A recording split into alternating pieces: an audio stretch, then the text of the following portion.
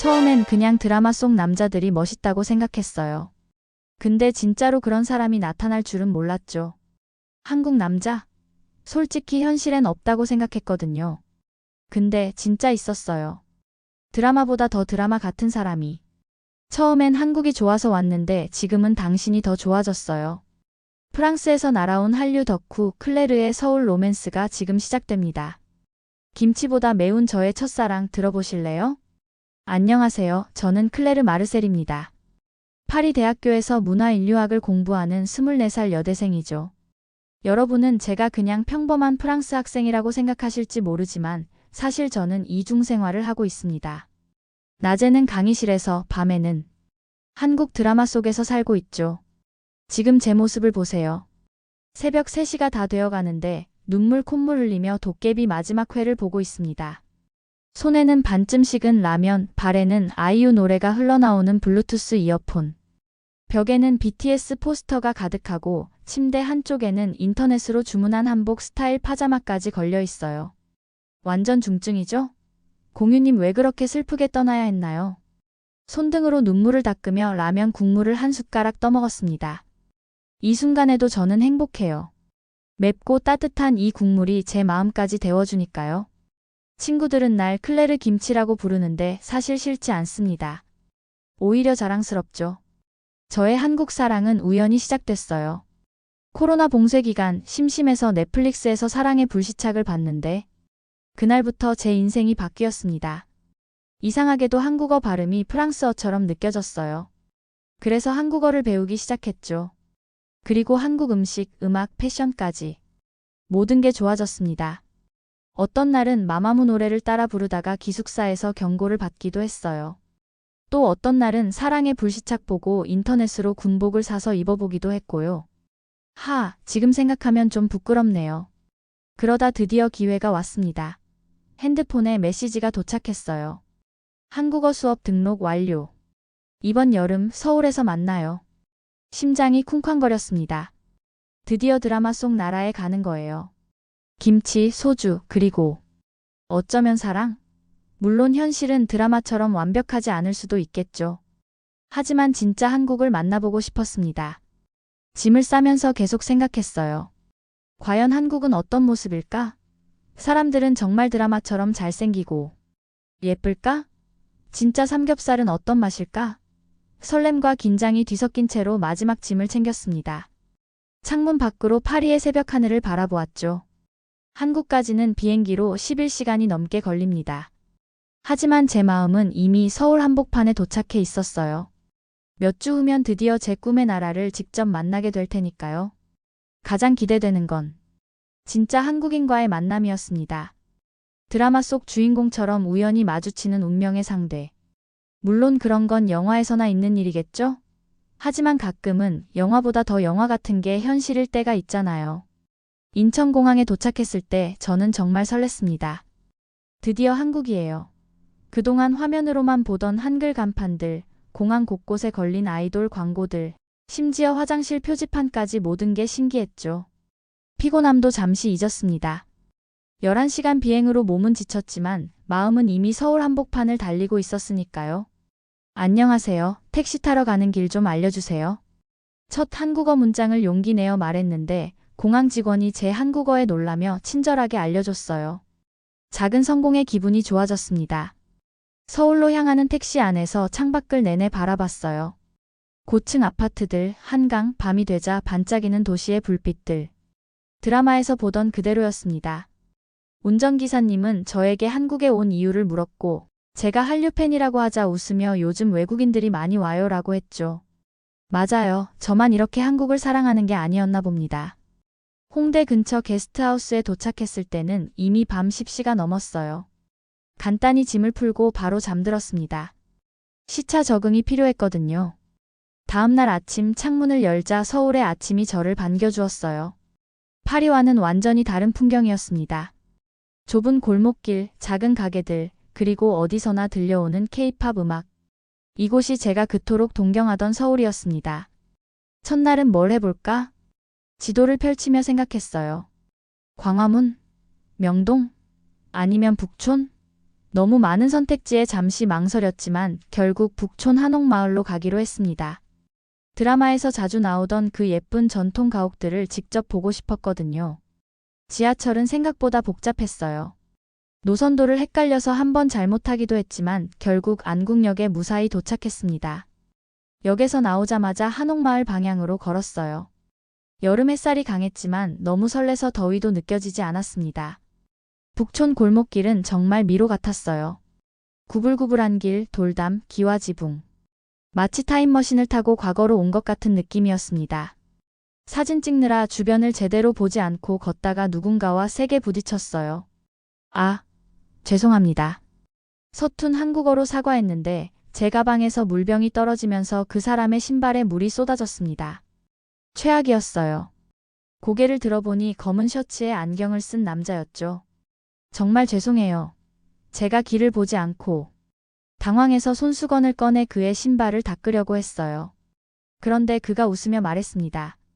괜찮아요. 어차피 더운 날이라 금방 마를 거예요. 그의 목소리는 차분했어요. 손에는 책을 들고 있었는데 그 책 표지가 익숙했죠. 잠시만요. 그 책이 카미의 이방인인가요? 놀라서 물었습니다. 그는 조금 놀란 눈으로 책을 들어 보였어요. 맞아요. 어떻게 아셨죠? 제가 프랑스 사람이라. 그 책 표지가 너무 익숙해서요. 그는 미소 지었고 갑자기 더워진 날씨에 근처 카페로 들어가자고 제안했습니다. 저도 목이 말랐던 참이라 수락했어요. 작은 한옥 카페에 들어가 아이스 아메리카노를 주문했습니다. 카페 안은 시원했어요. 전통 한옥이지만 내부는 현대적으로 꾸며져 있었죠. 저는 클레르예요. 프랑스에서 왔어요. 반가워요. 저는 이하준입니다. 출판사에서 일해요. 하준 씨는 28살, 문학 전문 출판사 에디터라고 했어요. 프랑스 문학에 관심이 많아서 원서로 읽으려고 노력 중이라고 했죠. 이야기를 나누다 보니 우리는 공통점이 많았습니다. 둘 다 책을 좋아했고 그는 프랑스 문학에, 저는 한국 문학에 관심이 있었어요. 클레르 씨는 어떤 한국 작가를 좋아하세요? 한강 작가요. 채식주의자를 프랑스어로 읽었는데 너무 좋았어요. 하준 씨의 눈이 커졌어요. 와, 저도 그 책 정말 좋아해요. 한강 작가님 책을 편집하는 게 제 꿈이에요. 책 이야기로 시작된 대화는 금세 더 넓은 주제로 이어졌습니다. 한국과 프랑스의 문화 차이, 영화, 음악. 처음 만난 사람과 이렇게 대화가 잘 통하는 경우는 흔치 않았어요. 클레르 씨는 한국어를 정말 잘하시네요. 어떻게 배우셨어요? 한국 드라마 보면서 혼자 공부했어요. 아직 많이 부족하지만. 전혀요. 발음이 정말 좋아요. 한국에 온 이유가 한류 때문인가요? 처음엔 그랬어요. 하지만 이제는 진짜 한국 문화와 사람들을 알고 싶어요. 하준 씨는 진심 어린 눈으로 저를 바라봤어요. 카페 창문으로 햇살이 들어와 그의 얼굴을 비추었죠. 시간 가는 줄 모르고 이야기하다 보니 어느새 해가 저물고 있었습니다. 시간이 벌써 이렇게 됐네요. 숙소는 어디예요? 길 찾기 어렵지 않으세요? 하준 씨의 물음에 저는 머뭇거렸어요. 사실 서울 지하철은 아직 익숙하지 않았거든요. 홍대 근처 게스트하우스인데 지도 앱으로 찾아갈 수 있을 거예요. 홍대요? 제가 그 근처 살아요. 같이 가도 될까요? 놀랍게도 우리는 비슷한 방향으로 가는 사람들이었어요. 함께 지하철을 타고 가면서 하준 씨는 서울 생활에 대한 유용한 팁들을 알려주었습니다. 교통카드 사용법부터 맛집 정보까지. 현지인만 알 수 있는 정보들이었죠. 게스트하우스 근처에 도착했을 때 하준 씨가 머뭇거리며 물었습니다. 혹시 내일 시간 되세요? 제가 서울 좀 안내해 드릴까 하는데요. 물론 괜찮으시다면요. 심장이 두근거렸어요. 이건 영화에서나 있을 법한 일이었습니다. 처음 간 도시에서 우연히 만난 현지인과 하루를 보낸다니. 하지만 하준 씨는 믿음직스러워 보였고 무엇보다 대화가 너무 즐거웠어요. 네, 좋아요. 정말 감사합니다. 그렇게 저는 하준 씨와 다음날 광화문에서 만나기로 약속했습니다. 게스트하우스로 들어가는 길 발걸음이 가벼웠어요. 파리에서 11시간을 날아온 보람이 있었습니다. 첫날부터 이렇게 특별한 만남이 있을 줄이야. 침대에 누워 생각했어요. 오늘이 서울에서의 첫날인데 벌써 이렇게 좋은 기억이 생겼네. 그리고 내일 하준 씨와의 만남을 기대하며 잠이 들었습니다.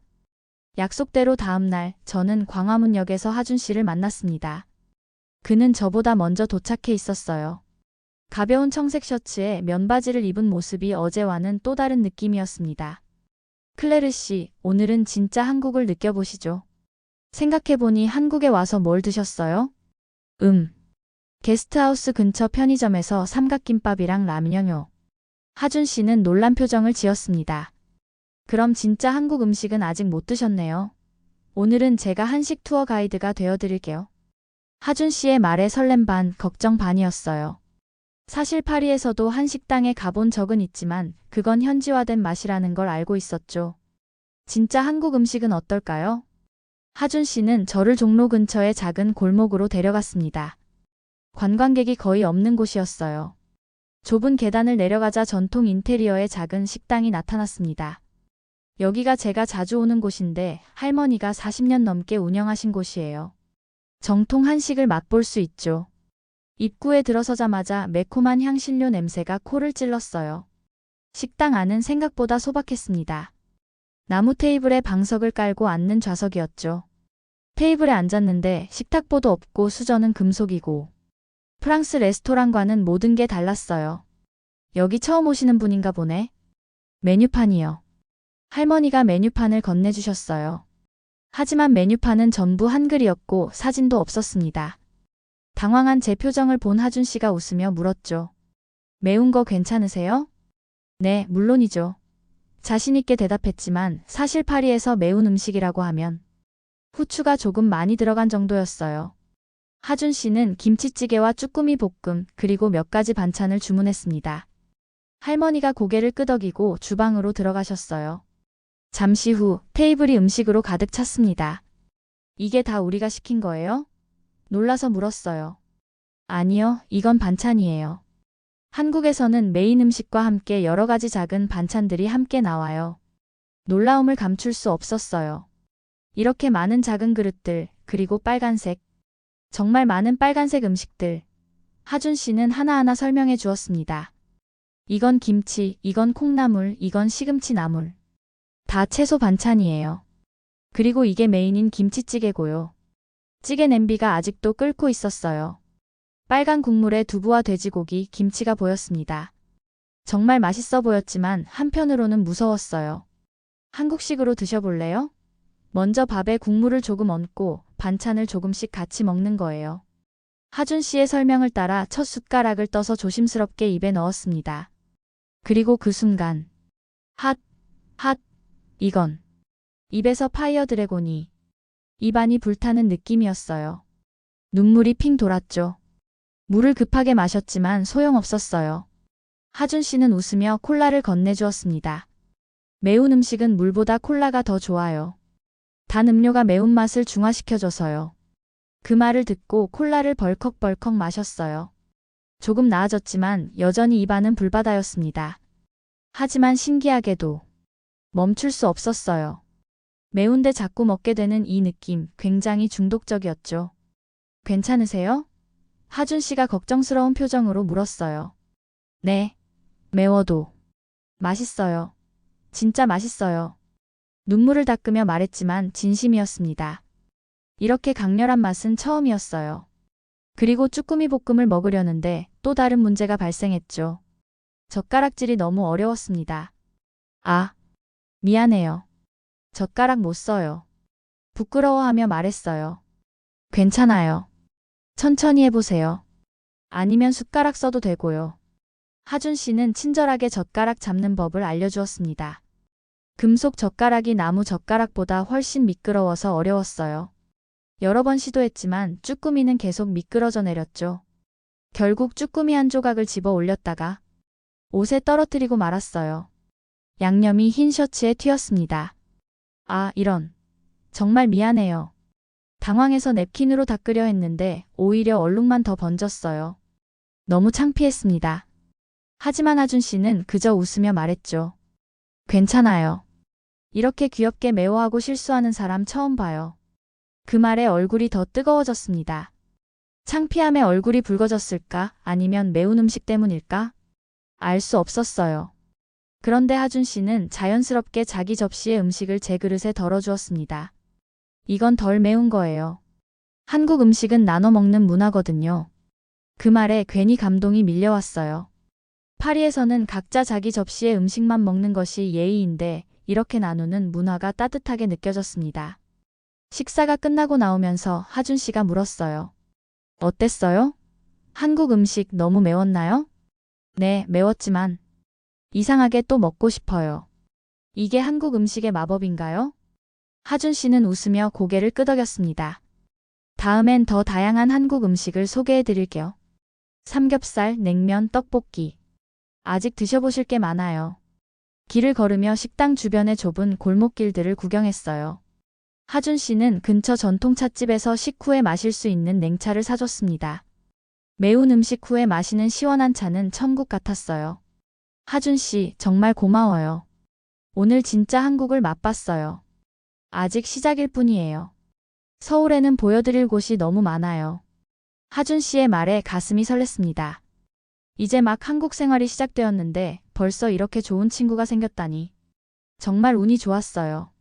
문화적 충격이 컸지만 그 충격은 불편함이 아닌 흥미로움이었습니다. 매운 음식, 금속 젓가락, 나눠 먹는 문화. 이 모든 것이 새로웠지만 하준 씨 덕분에 첫 한국 식사는 매웠지만 달콤한 추억이 되었어요. 서울에 온 지 2주가 지났습니다. 이제 지하철도 혼자 탈 수 있게 되었고 간단한 한국어로 음식도 주문할 수 있게 됐어요. 그리고 하준 씨와는 거의 매일 만나는 사이가 되었습니다. 오늘은 특별한 날이에요. 제가 한글 공부한 것을 보여줄 예정이거든요. 일주일 동안 하준 씨에게 보여줄 문장을 연습했어요. 한강공원에서 만나기로 했습니다. 초록색 잔디밭에 돗자리를 펴고 앉았어요. 멀리서 하준 씨가 걸어오는 모습이 보였습니다. 검은색 티셔츠에 청바지를 입은 모습이 심플하면서도 멋져 보였죠. 오래 기다리셨어요? 하준 씨가 물었어요. 아니요, 방금 왔어요. 하준 씨, 이거 봐요. 제가 문장 만들었어요. 자랑스럽게 노트를 보여줬습니다. 며칠 동안 연습한 문장이에요. 하준 씨는 참 따뜻한 사람이에요. 하준 씨는 노트를 보더니 갑자기 고개를 숙였어요. 이런 반응은 처음이었죠. 틀렸어요? 걱정스럽게 물었어요. 아니요, 완벽해요. 그냥 갑자기 이런 말 들으니까 부끄럽네요. 하준 씨의 귀가 빨개졌어요. 항상 차분하던 하준 씨의 이런 모습은 처음이었습니다. 귀여웠어요. 우리는 한강을 따라 천천히 걸었어요. 해가 지기 시작하면서 강물 위로 노을이 물들었습니다.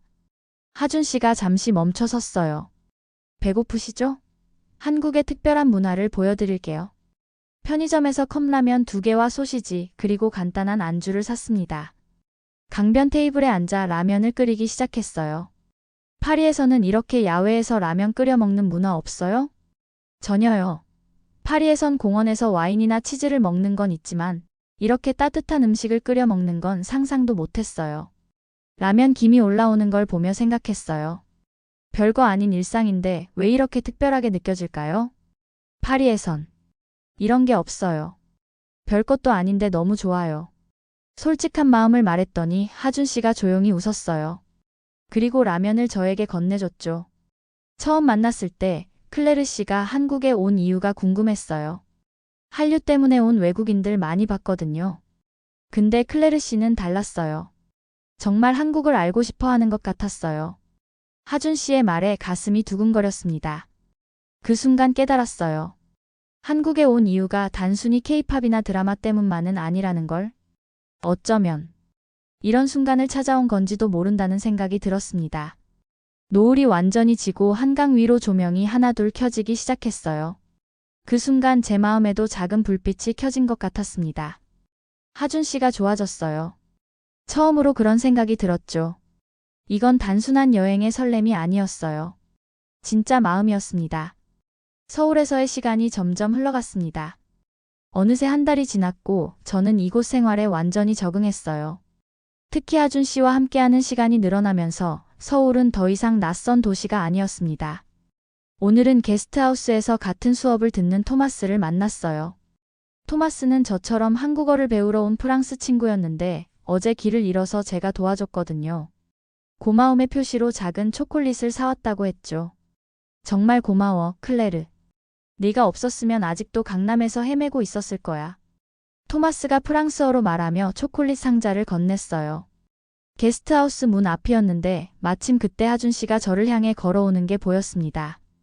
오늘 함께 경복궁에 가기로 약속했거든요. 안녕하세요, 하준 씨. 반갑게 인사했어요. 그런데 이상했어요. 하준 씨의 표정이 평소와 달랐습니다. 굳은 얼굴로 토마스와 저를 번갈아 보더니 어색하게 인사했죠. 안녕하세요. 친구신가요? 네, 토마스예요. 같은 게스트하우스에 묵는 프랑스 친구입니다.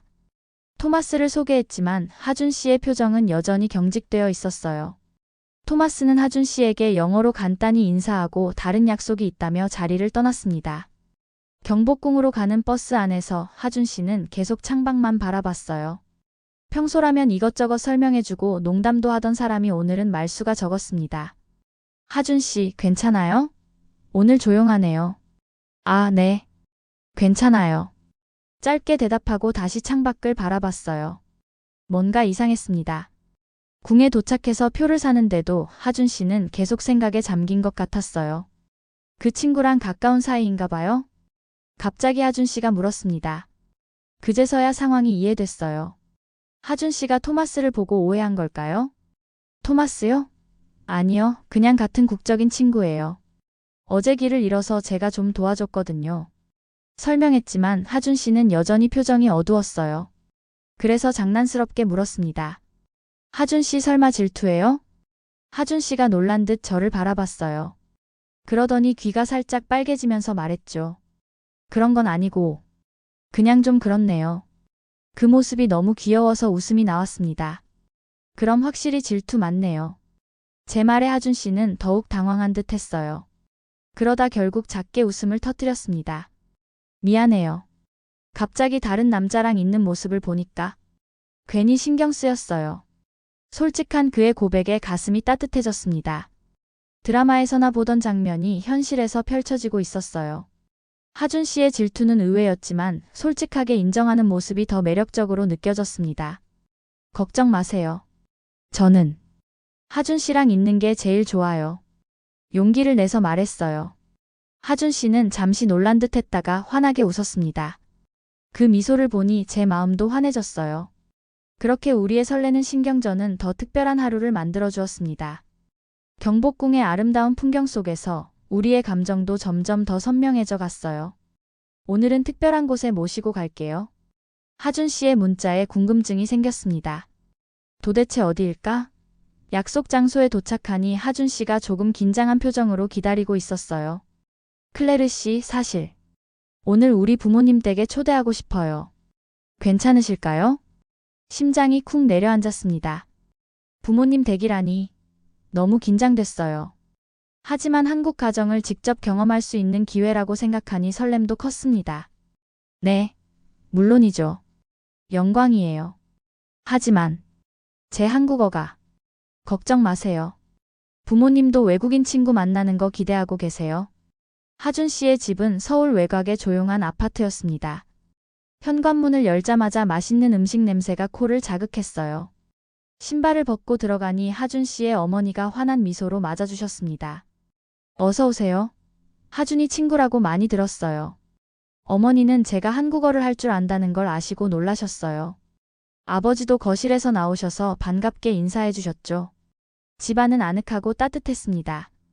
벽에는 하준 씨의 어린 시절 사진들이 걸려 있어서 살짝 웃음이 났어요. 식탁으로 안내받았을 때 제 눈이 커졌습니다. 상다리가 휘어질 정도로 음식이 가득했어요. 잡채, 불고기, 갈비찜, 김치전, 미역국. 이름도 모르는 음식들까지. 어머님, 이거 다 직접 만드신 거예요? 놀라서 물었습니다. 네, 외국에서 온 손님이니까 특별히 준비했어요. 많이 드세요. 조심스럽게 젓가락을 들었어요. 아직도 서툴렀지만 지난번보다는 나아졌습니다. 첫 입을 먹는 순간 감탄이 절로 나왔어요. 어머님, 이거 진짜 너무 맛있어요. 저 이래도 돼요? 어머니는 웃으며 더 담아주셨습니다. 그럼요, 많이 먹어요. 손님인데 무슨 소리예요. 식사 내내 하준 씨의 부모님은 제 이야기를 들어주셨어요. 프랑스에서의 생활, 왜 한국에 왔는지, 한국에서 무엇을 배웠는지. 마치 오래된 친구처럼 대화가 자연스러웠습니다. 식사가 끝나갈 무렵 하준 씨 아버지가 조용히 물컵을 따라주시며 물으셨어요. 프랑스에도 이런 밥상 있나요? 잠시 생각해봤어요. 프랑스 가정식도 물론 좋지만 이런 건 달랐습니다. 없어요. 근데 이건 음식이 아니라 정 같아요. 제 말에 하준 씨 부모님은 환하게 웃으셨습니다. 비록 서툰 한국어였지만 제 마음이 전해진 것 같았어요. 하준 씨는 옆에서 조용히 미소 짓고 있었죠. 식사 후 하준 씨 어머니는 특별히 수정과를 내오셨어요.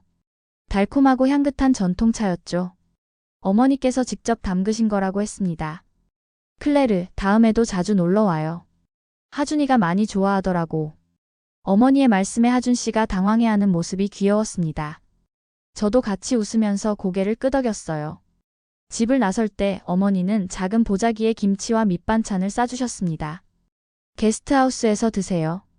반찬 없이 밥만 먹으면 안 돼요. 이 작은 보자기에 담긴 마음이 너무 따뜻하게 느껴졌습니다. 한국 집밥의 정은 음식 맛을 넘어서 이렇게 사람의 마음을 담는 거였구나 싶었어요. 집으로 돌아가는 길 하준 씨에게 물었습니다. 부모님이 정말 좋으신 것 같아요. 저 어땠어요? 완벽했어요. 부모님이 많이 마음에 들어 하셨어요. 특히 한국어로 대화하려고 노력하는 모습이요. 그날 밤 잠들기 전에 생각했어요.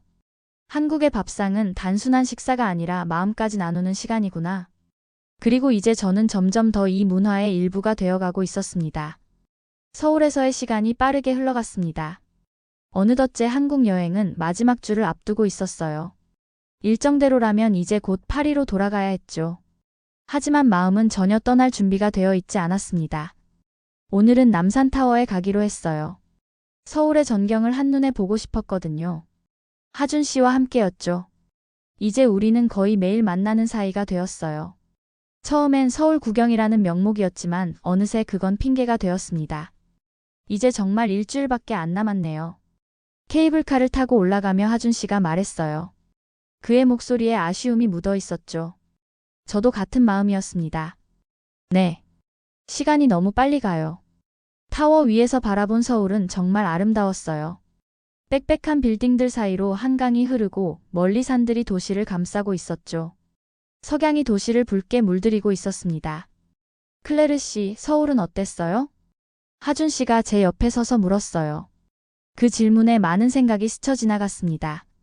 첫날의 설렘, 매운 음식과의 싸움, 한강에서의 라면, 하준 씨 부모님과의 만남. 모든 순간이 특별했어요. 처음엔 한국 드라마 속 서울을 기대했는데 현실은 더 좋았어요. 잠시 망설이다가 용기를 내어 말했습니다. 하준 씨, 솔직히 말할게요. 처음엔 한국이 좋아서 왔어요. 근데 이제는 하준 씨가 더 좋아요. 말을 내뱉자마자 심장이 쿵쾅거렸어요. 얼굴이 화끈거렸죠. 하준 씨는 놀란 표정으로 저를 바라봤어요. 일순간 후회가 밀려왔습니다. 너무 성급했나? 하지만 곧 하준 씨의 얼굴에 미소가 번졌어요. 나도요. 솔직히 말하면 매일 기다렸어요. 당신이. 그 말을 듣는 순간 주변의 모든 소리가 멀어지는 것 같았어요. 그저 우리 둘만 있는 것처럼 느껴졌죠. 하준 씨가 조심스럽게 제 손을 잡았습니다. 따뜻했어요. 사실 처음 만났을 때부터 클레르 씨가 특별하게 느껴졌어요. 단순히 한국을 좋아하는 외국인이 아니라 진짜 이곳의 문화와 사람을 이해하려고 하는 모습이 좋았어요. 사랑의 자물쇠가 걸린 펜스 앞에 섰어요. 수많은 연인들이 여기서 사랑을 맹세했겠죠. 하준 씨, 저 이제 어떡해요? 일주일 후면 떠나야 하는데. 목이 메었어요. 이제 막 시작된 감정인데 이별을 준비해야 한다니 너무 잔인했습니다. 거리는 문제가 아닌 것 같아요. 우리가 만난 것도 일종의 운명 아닐까요? 지구 반대편에서 온 당신을 만나다니. 하준 씨의 말에 안도감이 밀려왔어요. 그는 제 불안을 알아챈 것 같았습니다. 거리가 멀어도 우리는 계속 연락할 수 있어요. 그리고 다음에 또 올 수 있잖아요. 해가 완전히 지고 서울의 불빛이 하나둘 켜지기 시작했어요. 야경이 마치 별처럼 반짝였죠. 파리에서도 서울이 보고 싶으면 창밖 불빛을 보세요. 별과 도시의 불빛은 어디서나 같으니까요. 하준 씨의 말이 가슴에 와닿았어요. 이것이 한국에서 찾은 진짜 선물이구나 싶었습니다. 드라마나 케이팝이 아닌 진짜 마음의 연결. 그날 저녁 우리는 타워 아래 작은 술집에서 소주를 마셨어요. 처음 마셔보는 소주는 목을 타고 내려가며 뜨거웠지만 묘하게 마음을 가볍게 해주었죠. 클레르, 이건 한국식 사랑의 맹세예요. 소주잔을 팔짱 끼고 마시는 거. 우리는 팔을 엮어 소주를 마셨어요. 웃음이 터졌죠. 어색하고 쏟아질 뻔했지만 그 순간이 너무 완벽했습니다. 하준 씨, 고마워요. 한국에서의 모든 순간을. 아니에요. 내가 더 고마워요. 당신이 내 일상을 특별하게 만들어줬으니까. 남산에서 내려오는 길 하준 씨가 제 손을 잡았어요. 이제 우리 사이엔 말이 필요 없었습니다. 그저 서로를 향한 마음이 전부였어요. 처음엔 한국이 좋아서 왔지만 이제는 하준 씨가 제 마음속에 더 크게 자리 잡고 있었습니다. 드디어 떠나는 날이 왔습니다. 저는 짐을 정리하면서 창밖을 바라봤어요. 2달 동안 보았던 서울의 풍경이 이제는 너무 친숙해졌는데 다시 떠나야 한다니 믿기지 않았습니다. 하준 씨와는 마지막으로 한강에서 만나기로 했어요. 떠나기 전 마지막 산책을 하고 싶었거든요. 게스트하우스에서 나와 한강으로 향하는 길, 모든 것이 의미 있게 다가왔습니다. 지하철 안내방송, 거리의 간판들, 심지어 골목길의 냄새까지도요. 한강공원에 도착하자 하준 씨가 먼저 와서 기다리고 있었어요. 멀리서 봐도 그의 실루엣을 바로 알아볼 수 있었습니다. 2달 동안 많은 시간을 함께 했으니까요. 안녕하세요, 하준 씨. 목소리가 떨렸어요. 마지막 인사라고 생각하니 가슴이 아팠습니다. 클레르. 하준 씨도 평소와 달리 무거운 표정이었어요. 우리는 말없이 한강을 따라 걷기 시작했습니다. 평소라면 이런저런 대화로 시간 가는 줄 모르던 우리가 오늘은 묘하게 침묵을 지켰어요. 해가 서서히 기울기 시작했고 강물은 노을빛으로 물들었습니다.